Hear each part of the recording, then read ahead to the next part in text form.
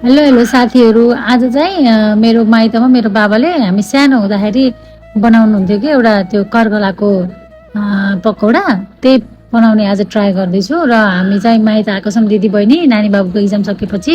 र माइत आइसकेपछि हामी चाहिँ आनन्द सुतौँला भन्न पर्दैन कि, हामीलाई त किचनमै बस्नुपर्छ।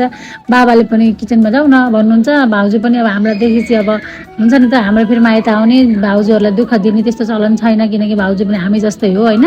टाढा छ, जान भाउजूलाई पनि गाह्रो हुन्छ, त्यही भएर हामी चाहिँ भाउजूलाई सघाउँछौँ। र अब तपाईँले हेर्नु है त, यसरी हामीले बनाउँछौँ।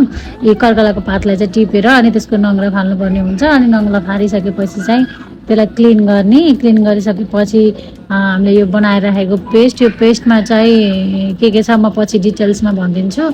यसरी चाहिँ हामीले यसलाई रोल गरेर देख्न सक्नुहुन्छ, एकदम लाइटली रोल गर्नुपर्ने हुन्छ, हल्का।